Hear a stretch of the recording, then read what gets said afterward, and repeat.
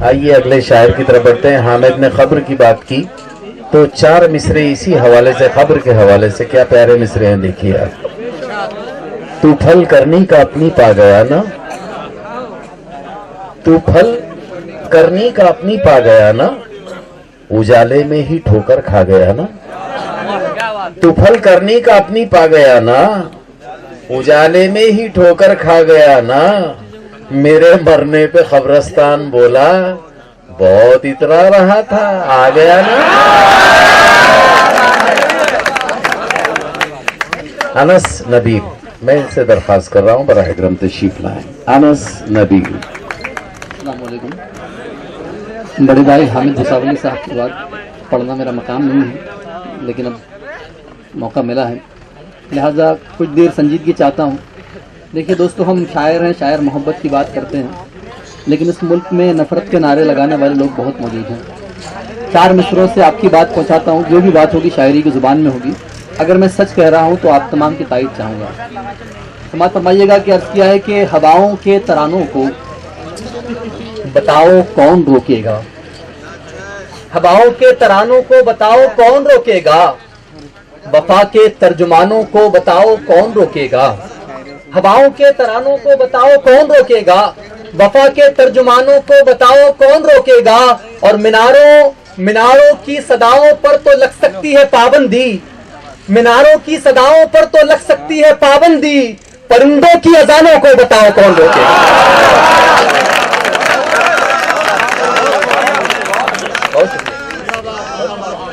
बहुत शुक्रिया।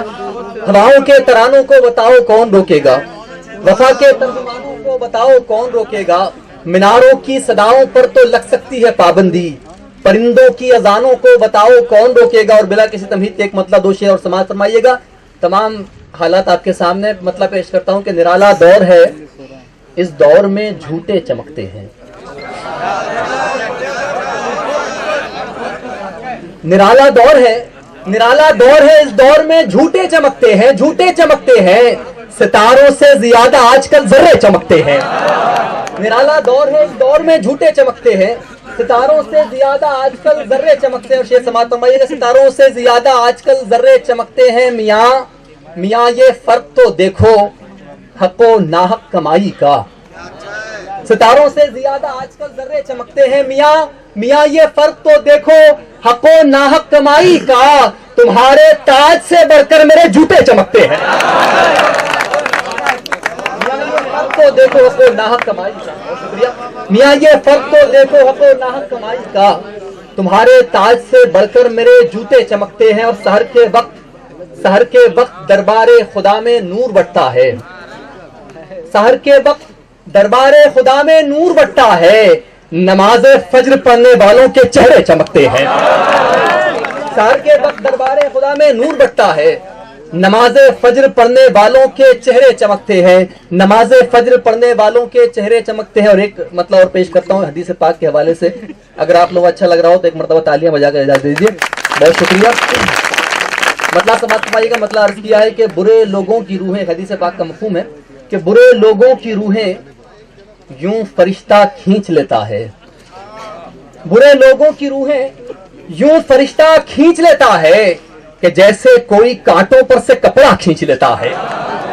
बुरे लोगों की रूहें यूं फरिश्ता खींच लेता है कि जैसे कोई कांटों पर से कपड़ा खींच लेता है। और एक शेर दे रहा हूं आपको मेरा पैगाम, कि जैसे कोई कांटों पर से कपड़ा खींच लेता है, जिसे स्कूल की हल्की किताबें बोझ लगती थीं।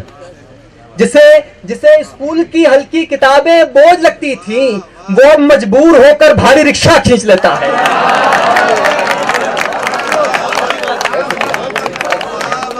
बहुत शुक्रिया।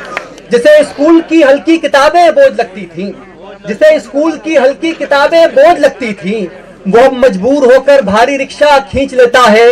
वो मजबूर होकर भारी रिक्शा खींच लेता है। और पूरी कौम का अलविया पेश कर रहा हूं कि मैं जब भी कोशिशें करता हूं ऊंचाई पे चढ़ने की, मैं जब भी कोशिशें करता हूं ऊंचाई पे चढ़ने की, मेरा अपना ही कोई पैर मेरा खींच लेता है। मैं जब भी कोशिशें करता हूं ऊंचाई पे चढ़ने की, बहुत शुक्रिया, मैं जब भी कोशिशें करता हूं ऊंचाई पे चढ़ने की, मेरा अपना ही कोई पैर मेरा खींच लेता है और उसी हमदर्द पर लगता है अक्सर कत्ल का इल्जाम। उसी हमदर्द पर लगता है अक्सर कत्ल का इल्जाम कि जो मकतूल के सीने से नेजा खींच लेता है।